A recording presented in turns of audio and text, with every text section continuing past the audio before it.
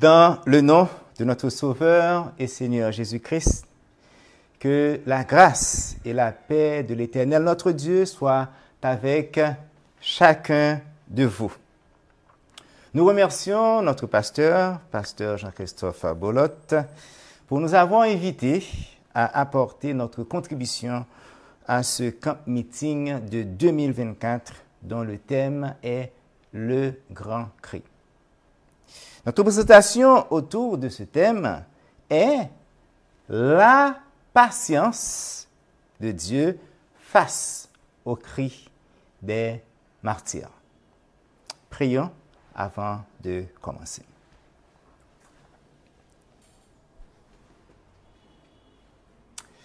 Dans le Père Céleste, nous bénissons ton nom et le nom de ton Fils Jésus-Christ. Merci d'avoir mis dans le cœur de nos frères et sœurs en France d'organiser ce camp meeting.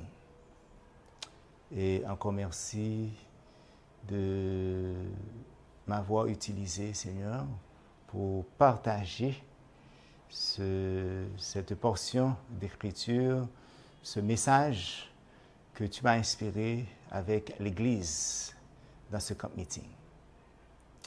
Je te prie de bénir ces frères et sœurs qui ont quitté leur maison pour être là, pour apprendre, pour étudier, pour socialiser, Seigneur, entre eux.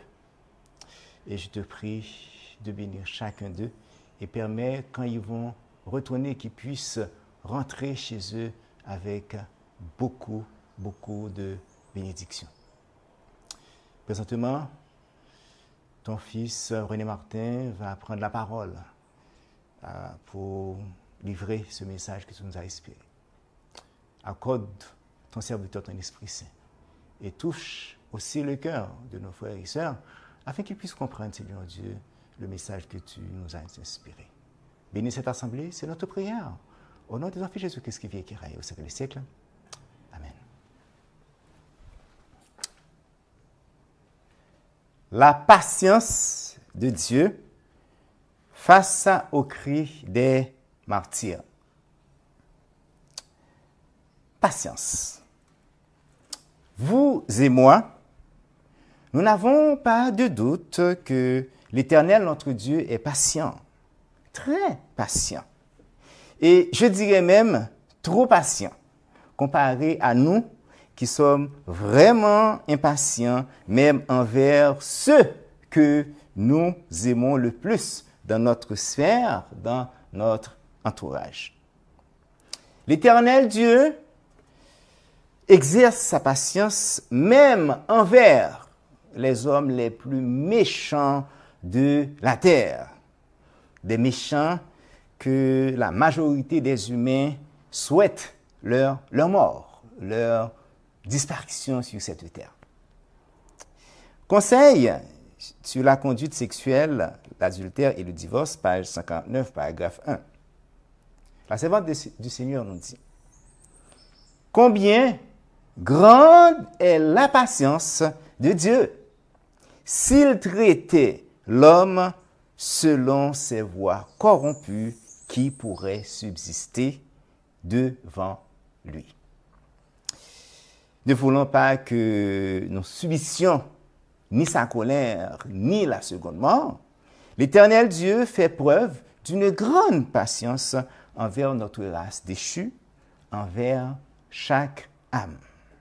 Mais malheureusement, les hommes ne comprennent rien de son immense patience. 2 Pierre 3, verset 9. 2 Pierre 3, verset 9. Le Seigneur ne tarde pas dans l'accomplissement de la promesse. La promesse qu'il s'agit ici, c'est la promesse de juger les hommes impies par le feu.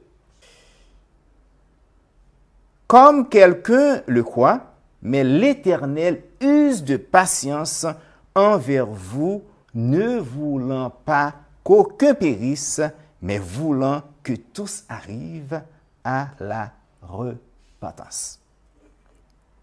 L'Éternel est compatissant, miséricordieux, lent à la colère, abondant en grâce. Toutes des choses qui montrent la patience de l'Éternel envers chaque individu de la terre, et ceci même envers les hommes les plus méchants. Voici ce que l'Éternel a déclaré à son prophète Ézéchiel.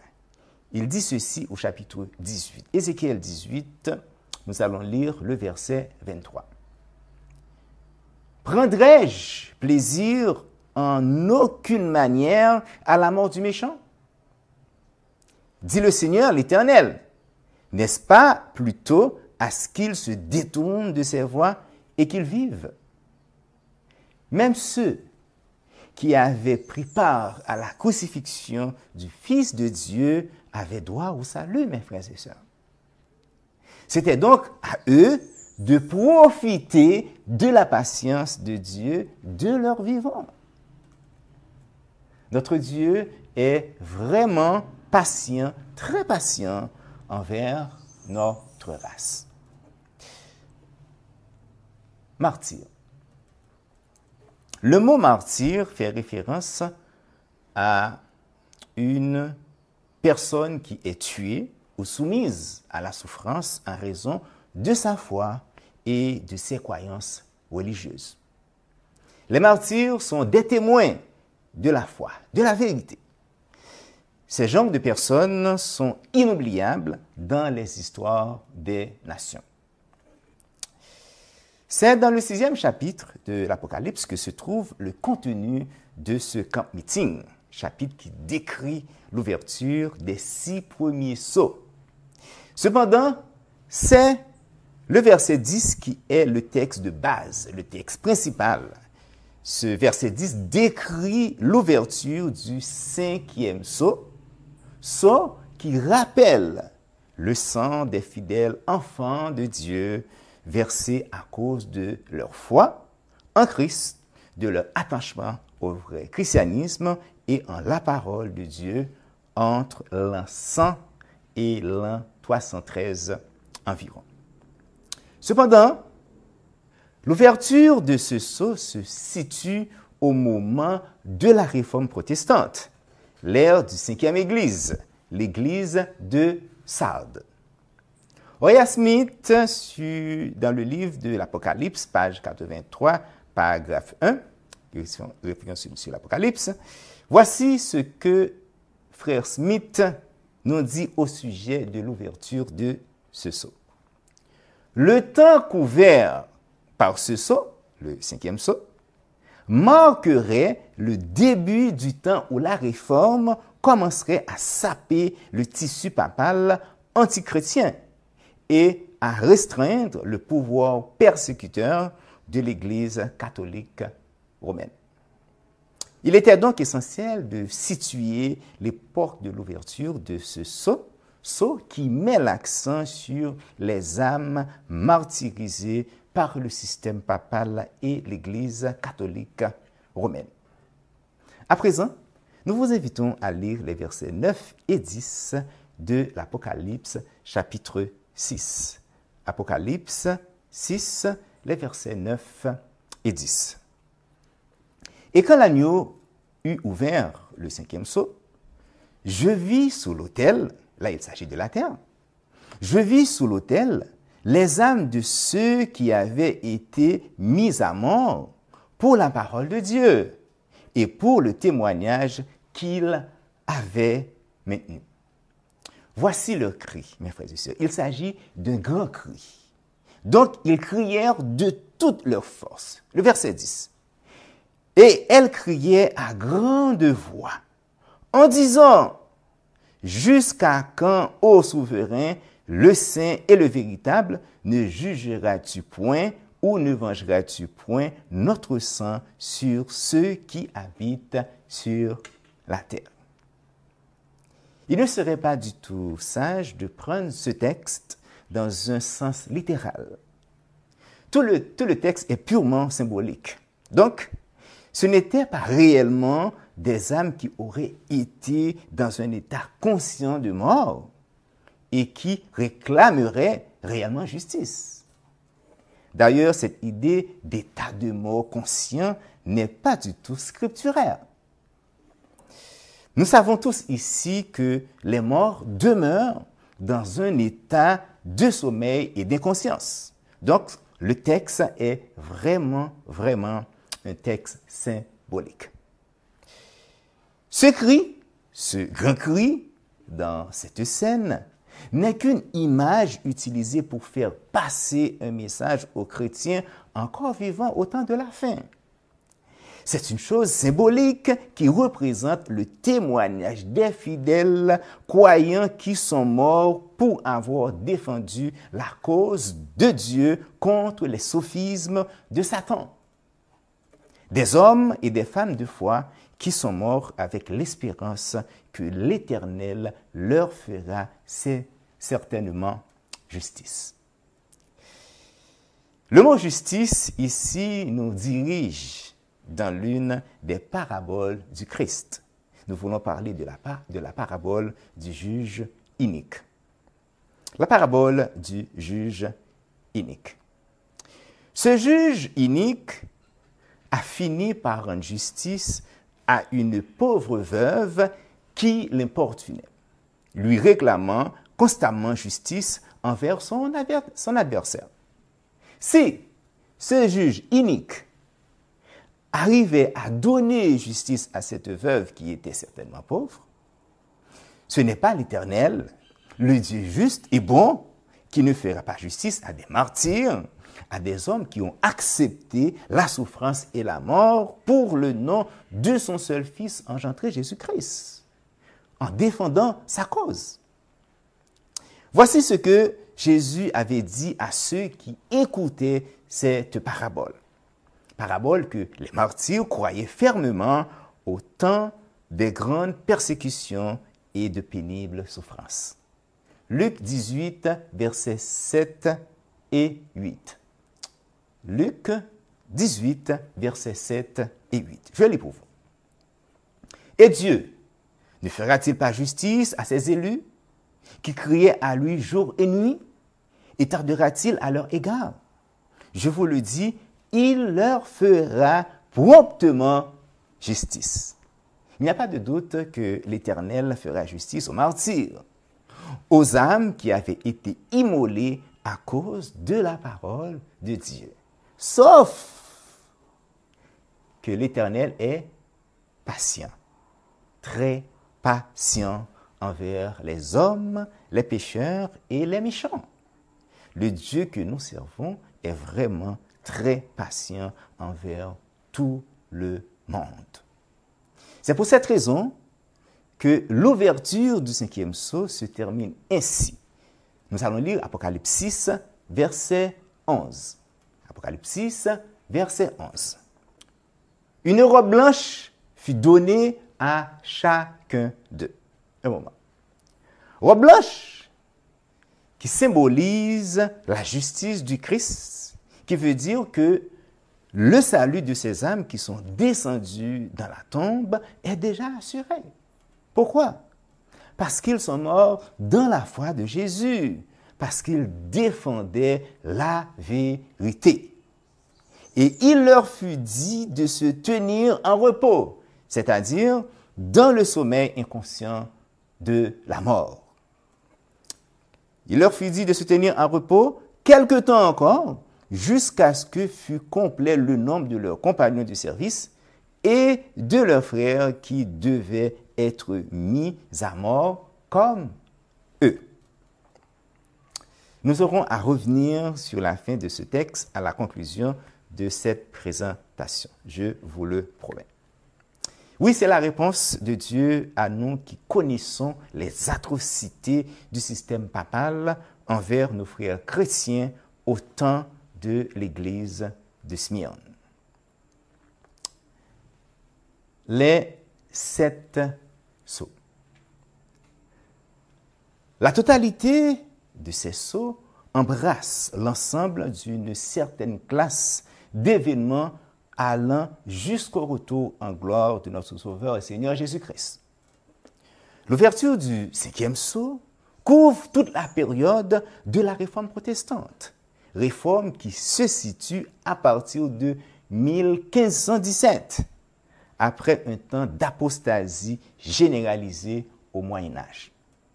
Période qui était caractérisée par la mortalité symbolisée par un cheval de couleur pâle. C'est ce que vous pouvez le vérifier. Ça, vous pouvez le vérifier en Apocalypse 6, versets 7 à 9. Si nous faisons un calcul mathématique par rapport à l'année 2024, l'année que nous nous trouvons aujourd'hui, à date, il y a 507 années depuis l'ouverture de ce sceau, c'est-à-dire 507 années que ces âmes attendent le jugement de l'Éternel, notre Dieu. Jugement qui concerne le feu éternel, feu qui est réservé à Satan et les anges déchus.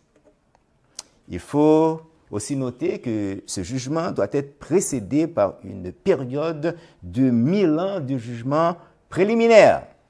Cependant, tous les hommes qui ont pactisé avec Satan dans son œuvre ténébreuse, de manière volontaire ou involontaire, conscient ou inconscient, qui auront rejeté la vérité, tous ceux qui n'auront fait aucun cas des messages des trois anges et qui auront renié Jésus, le seul Fils engendré du Dieu vivant, subiront aussi ce jugement qui se fera par le feu. Jude 5 à 7. Lisons. Jude 5 à 7. Je veux vous rappeler, à vous qui savez fort bien toutes ces choses, que le Seigneur, après avoir sauvé le peuple et l'avoir tiré du pays d'Égypte, fit ensuite périr les incrédules, qu'il a réservés pour le jugement du grand jour, enchaînés éternellement par les ténèbres, les anges qui n'ont pas gardé leur dignité, mais qui ont abandonné leur propre demeure. Verset 7, rappelez-vous, que Sodome et Gomorrhe et les villes voisines, qui se livrèrent comme eux à l'impudicité et à des vices contre nature, sont donnés en exemple subissant la peine d'un feu éternel. C'est ce jugement que réclament les âmes avec une voix forte. Cependant, avant l'arrivée de ce jugement, l'Église du Christ devrait passer par des périodes de conflits, de famine, de mortalité, des perturbations cosmiques et de la fin du monde qui sera suivie d'un jugement préliminaire. La première période mentionnée, c'est-à-dire le conflit, a rapport avec l'ouverture du second sceau, symbolisé par un cheval de couleur rouge, couleur de feu.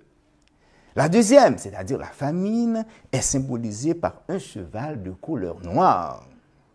La troisième, c'est-à-dire la mortalité, par un cheval de couleur pâle.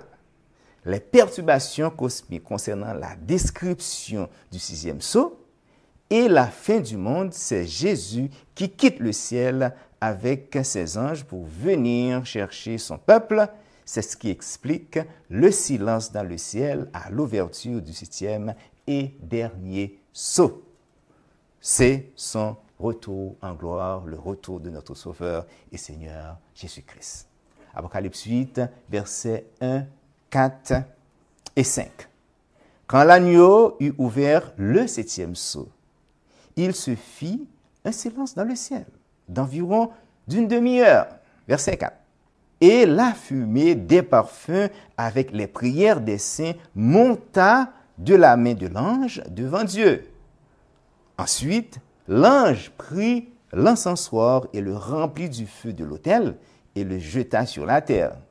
Et il y eut des voix, des tonnerres, des éclairs et un tremblement de terre.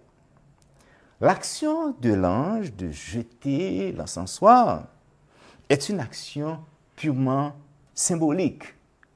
Là, c'est certainement le moment des 7 derniers fléaux qui sont mentionnés en Apocalypse 15 et 7. La période probatoire de l'Éternel envers les humains est terminée. Cette action de l'ange nous fait comprendre que l'œuvre d'intercession du Christ en faveur des humains a pris fin. Plus aucune prière ne peut être exaucée. Jésus n'est plus dans le lieu très saint du sanctuaire céleste. Voyez Smith, réflexion sur l'Apocalypse. Nous allons nous rendre à la page 118, paragraphe 4. Il s'agit de l'édition Ligne de vérité. Ceci est évident dans le fait que l'ange offre son encens avec les prières de tous les saints. Et que nous soyons ici transportés jusqu'à la fin est évident de l'acte de l'ange en remplissant l'encensoir de feu et en le jetant sur la terre. Car son travail est alors accompli. Plus aucune prière ne doit être offerte mêlée d'encens. Et cet acte symbolique ne peut avoir son application que lorsque le ministère du Christ dans le sanctuaire, au nom des hommes, aura cessé à jamais. Eh bien, Christ ne se trouvera plus dans le lieu très saint pour opérer en faveur des hommes, en faveur des chrétiens, en faveur de ses enfants. Et après l'acte de l'ange, qui est de remplir l'encensoir et de le jeter sur la terre, eh bien, il y a des voix, des tonnerres, des éclairs et un tremblement de terre, exactement les événements dont nous sommes informés ailleurs se produisent à la fin de l'approbation humaine. Voir Apocalypse 11, verset 19 et Apocalypse 16. Fin de citation. Citation qui était vraiment claire et précise. Donc, le jugement que crient et réclament les âmes sur l'autel n'est pas le jugement investigatif qui concerne exclusivement le peuple de Dieu et qui a commencé en octobre 1944. Ces âmes crient au jugement exécutif et final. Ils veulent être vengés. À noter que ce jugement final vise tous les méchants que l'univers aura connus, sans oublier le méchant des méchants qui est Satan, le dragon ancien appelé le diable, et les démons, les anges déchus. Ces âmes martyrisées crient à grande voix, disant « Jusqu'à quand, ô souverain, le saint et le véritable, ne jugeras-tu et ne vengeras-tu point notre sang sur ceux qui habitent sur la terre ?» Nous le savons déjà et nous ne cesserons pas de le mentionner. Nous servons un Dieu juste qui est très, très patient. Tellement patient qu'il paraît tolérant, mes frères et sœurs. Pourquoi? Eh bien, c'est parce qu'il est compréhensif envers notre monde et fait preuve d'un grand amour envers l'humanité. Voyez Smith, réflexion sur le livre de l'Apocalypse, page 304. La justice, la patience et la tolérance de Dieu qui a retardé la vengeance jusqu'à ce que tous aient eu l'occasion de connaître sa volonté et d'avoir un moment pour se repentir, doivent être justifiés. À partir de 1840 et 1842 environ, l'Éternel a commencé à lancer des appels par des hommes clairvoyants, symbolisant par des anges, afin de sensibiliser les différentes nations, les différentes tribus, les différents peuples de toute la terre, etc. Il les sensibilise à quitter les ténèbres et l'erreur qui règnent sur tous les continents et désire les voir parvenir à la connaissance de la vérité. Ces différents appels lancés par Dieu à travers ces hommes clairvoyants ont pour but de rassembler en un seul corps les saints dispersés. Il ne s'agit pas d'un rassemblement physique, mais spirituel par une unité de langage au sein du peuple du reste dispersé à travers les pays du monde. Dans ce rassemblement, nous pouvons aussi voir une église organisée selon l'exigence divine. Autre preuve de la patience de Dieu. En étudiant le livre de l'Apocalypse, livre qui contient beaucoup de messages pour nous qui vivons au temps de la fin. Dans ce livre, nous avons noté 5 appels solennels que Dieu a envoyés aux différents peuples et langues de la terre dans le but de les exhorter à se préparer et à se conformer avant l'arrivée du jour grand et redoutable de l'Éternel. Malachie 4, verset 5. « Voici, je vais vous envoyer Élie, le prophète, avant que le jour grand et redoutable de l'Éternel vienne. » Le jour redoutable de l'Éternel commencera à la fermeture de la porte de la grâce pour l'humanité, au moment où Christ ne sera plus dans le lieu très saint du sanctuaire pour exercer son ministère en faveur des hommes. Parmi ces 5 appels solennels, mes frères et sœurs, 3 d'entre eux sont en cours d'être proclamés. Et les 2 prendront place à la promulgation de la loi du dimanche. Ces 5 messages resteront en vigueur jusqu'au temps de probation avant le déversement des 7 derniers fléaux. Les 3 premiers appels, nous les trouvons au centre du livre de l'Apocalypse. Il s'agit des messages des 3 anges de l'Apocalypse 14. Le premier appel est indiqué au verset 6 et 7.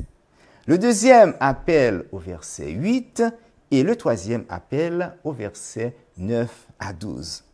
Ces anges symbolisent les corps et d'enseignants religieux, des envoyés de Dieu qui sont chargés de faire connaître aux nations de toute la terre les vérités particulières qui leur sont destinées. Le premier appel. Lisons le premier appel, c'est-à-dire le message du premier ange de l'Apocalypse 14. Apocalypse 14, versets 6 et 7. « Et je vis un autre ange qui volait au milieu du ciel, portant l'évangile éternel. » L'évangile éternel est l'évangile qui a toujours été le même depuis Adam, c'est-à-dire le salut en Jésus-Christ, l'évangile qui existera jusqu'à ce que Michael se lève du lieu très saint. Je reprends. « Et je vis un autre ange qui volait au milieu du ciel, portant l'évangile éternel, pour l'annoncer à ceux qui habitent sur la terre, à toute nation et tribu et langue et peuple. » Donc, il s'agit d'un message universel, mes frères et sœurs. En disant d'une voix forte, « Craignez Dieu et lui donnez gloire, car l'heure de son jugement est venue, et adorez celui qui a fait le ciel, la terre, la mer et les sources d'eau. » Ce premier appel divin est un évangile éternel signalant 4 grandes choses. 1. Il nous exhorte à craindre Dieu, le Dieu unique de la Bible qui n'a rien à voir avec la Trinité. 2. À donner gloire à ce seul Dieu qui est le Père du Christ. 3.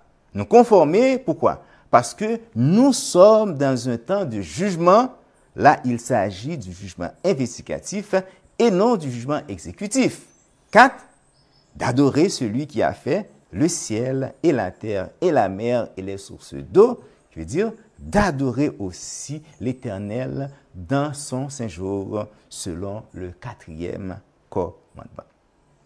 C'était le message du premier ange. Donc, le premier appel. Maintenant, le deuxième appel.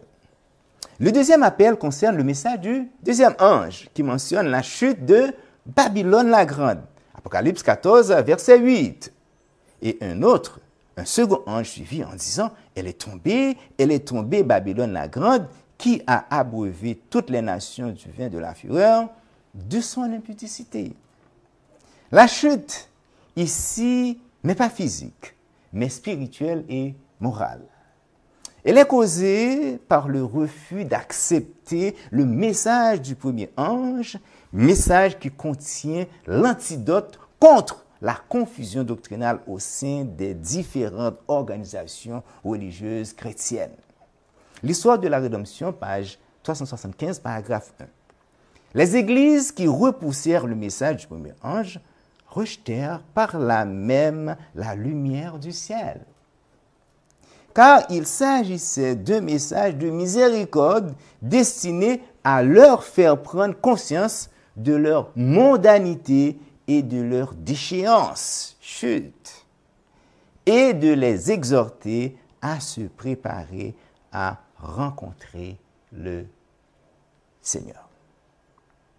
Et le vin que la grande Babylone fait boire à toutes les nations fait référence à tous les enseignements erronés de l'Église catholique romaine et du monde évangélique apostat qui visent à empoisonner l'œuvre de l'Évangile éternel, l'Évangile qui nous protège contre la colère à venir de Dieu.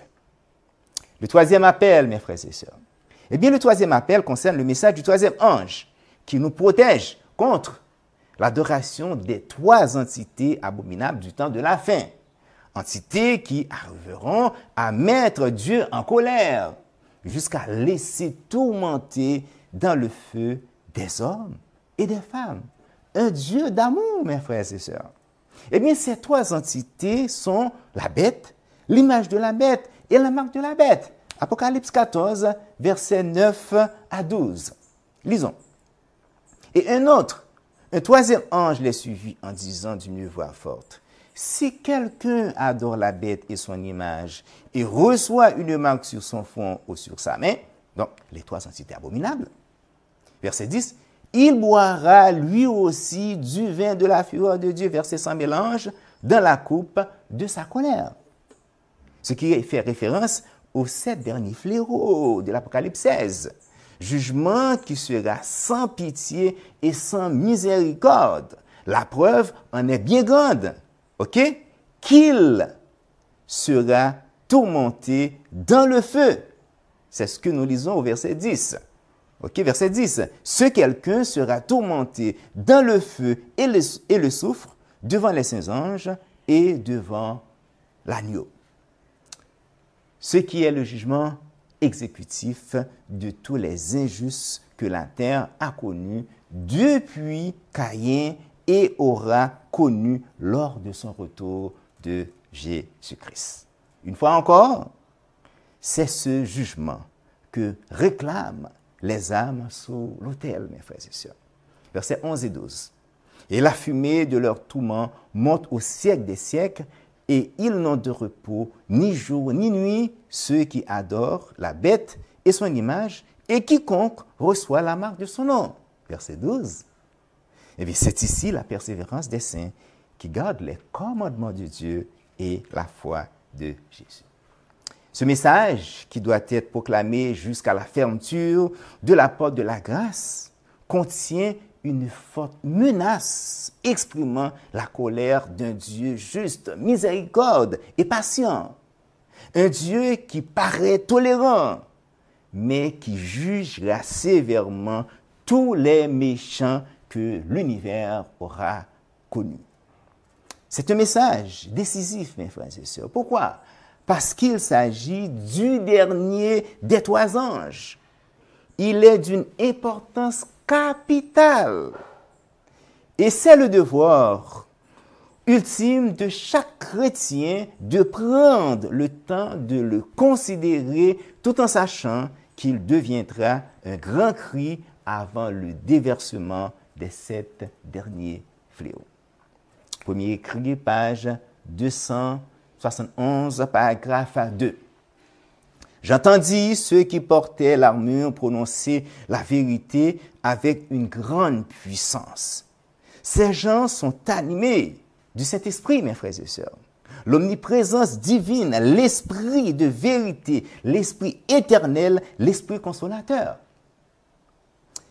Elle avait beaucoup d'effets. Je demandais ce qui avait opéré ce changement. Un ange répondit, c'est la pluie de l'arrière-saison, le rafraîchissement apporté par la présence de Dieu, le grand cri du troisième ange.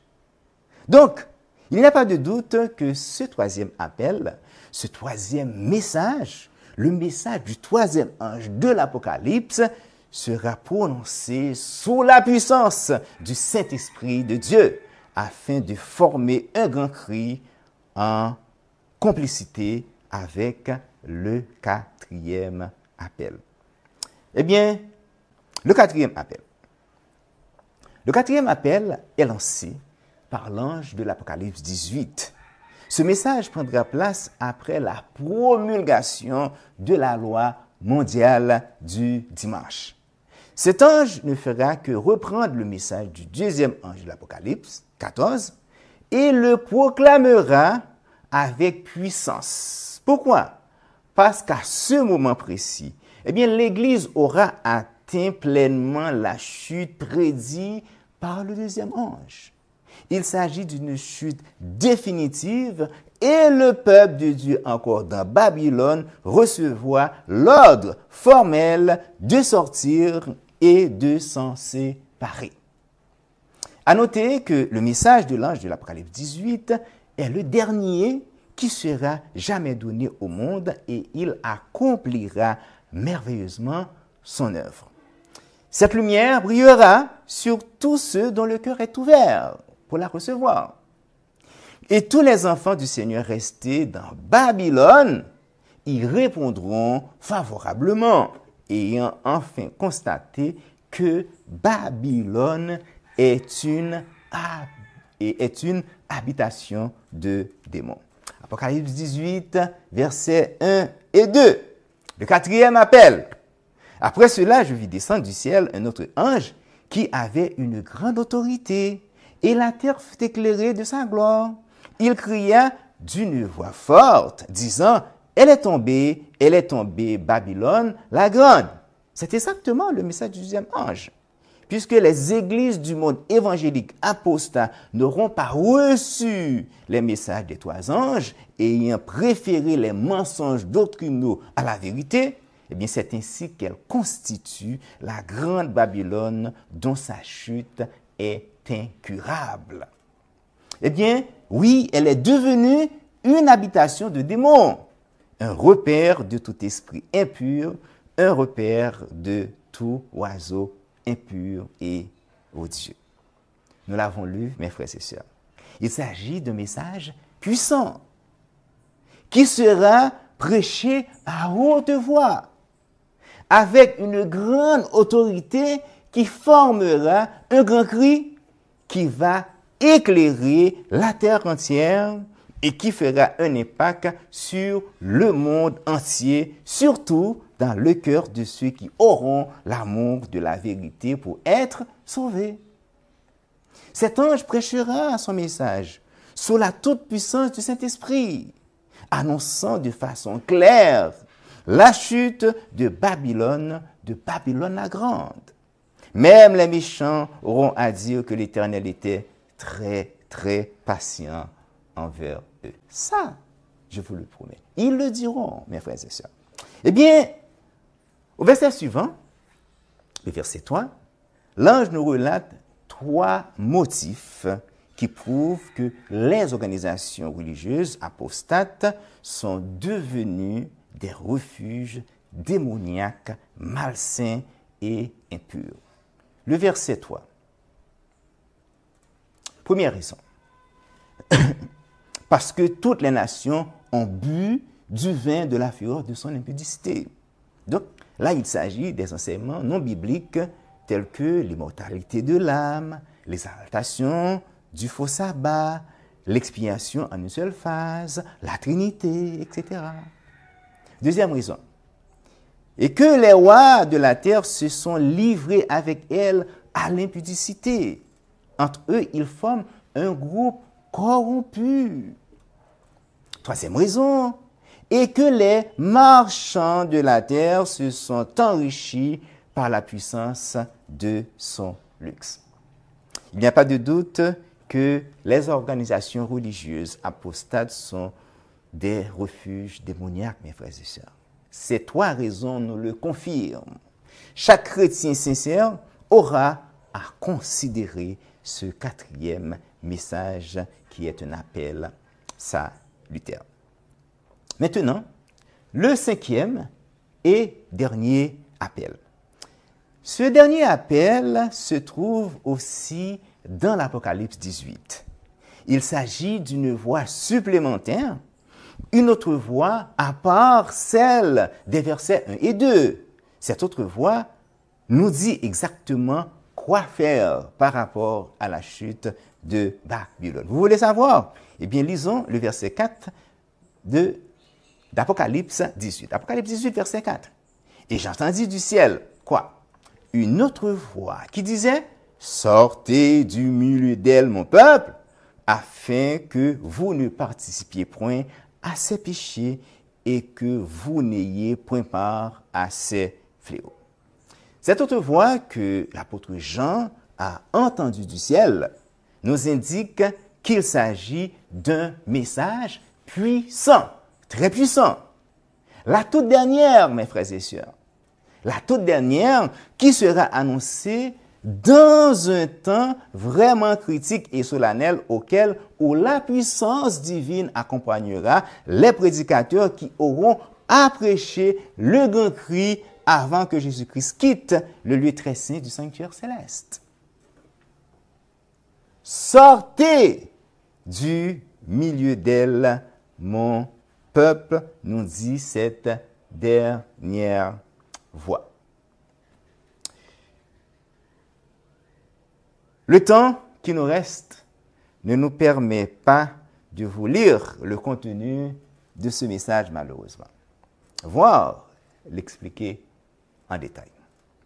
Voici les 5 messages ou encore les 5 appels prouvant la patience de Dieu envers les hommes avant la fermeture de la porte de la grâce. Le message du premier ange, nous annonçant l'évangile éternel et le jugement investigatif. Le message du deuxième ange, nous annonçant la chute de Babylone la Grande. Le message du troisième ange, qui nous met en garde contre l'adoration de la bête, de l'image de la bête et de la marque de la bête, les 3 entités abominables du temps de la fin. Quatrièmement, le message de l'ange de l'Apocalypse 18, qui a repris avec une grande autorité et puissance le message du second ange. Et l'autre voix de l'Apocalypse 18 nous ordonnant fortement de sortir de la grande confusion doctrinale qui règne au sein d'une chrétienté apostate. Frères et sœurs et amis, ces 5 appels, ces 5 voix prouvent la patience d'un Dieu juste pour sauver le maximum d'âmes dans le temps de la fin. Depuis l'an 1840 environ, l'Éternel Dieu exhorte d'abord son peuple qui se trouve dans ces églises déchues, là où les faussetés doctrinales sont enseignées. Et aussi tous ceux qui n'ont pas encore franchi la porte de la grâce. Eh bien, l'Éternel les appelle à s'engager volontairement de son côté et du côté de la vérité. Nous ne pouvons pas nier que nous servons un Dieu patient, très patient, mes frères et sœurs. Pour terminer, nous aimerions vous rappeler que notre texte de base nous sensibilise sur un autre temps de persécution qui va venir avant la fermeture de la porte de la grâce. Pourquoi? Eh bien, c'est parce qu'au cri des âmes sous l'autel réclamant la vengeance de leur sang, la réponse qui leur fut donnée est de se tenir en repos quelque temps encore. OK? Jusqu'à ce que fût complet le nombre de leurs compagnons de service et de leurs frères qui devaient être mis à mort comme eux. Donc, il n'y a pas de doute qu'un temps de persécution va refaire surface pour une dernière fois. Des multitudes d'autres vont être persécutés et punis de mort à cause de la foi et le témoignage de Jésus et intégrer en même temps la grande armée des martyrs. Mais l'Éternel jugera avec certitude cette grande file, ce système corrompu, et elle sera anéantie pour jamais, y compris les rois, les présidents et les marchands de la terre qui ont fait équipe avec elle. Apocalypse 18, verset 9. Et tous les rois de la terre qui se sont livrés avec elle à l'impudicité et au luxe, pleureront et se lamenteront à cause d'elle, quand ils verront la fumée de son embrasement. La grande ville corrompue et idolâtre sera définitivement détruite par le feu. Verset 8, mes frères et sœurs. Lisons. À cause de cela, en un même jour, ces fléaux arriveront. La mort, le deuil et la famine, et elle sera consumée par le feu. Car il est puissant, le Seigneur Dieu, qui l'a jugé. Oui, l'Éternel, notre Dieu, vengera le sang de ses fidèles enfants qui ont accepté la mort par la foi au Fils de Dieu et dans la foi de Jésus. Frères et sœurs et amis, tous ceux qui ont martyrisé les enfants de Dieu seront jugés. Dieu a noté chaque souffrance morale et physique qu'ils ont subie pour la vérité, pour sa parole. Il les a entendus crier nuit et jour. Sauf qu'il est patient, très patient et même trop patient à notre goût, mais ces martyriseurs seront jugés. C'était la patience de Dieu face au cri des martyrs. Que le Seigneur vous bénisse, mes frères et sœurs. Amen.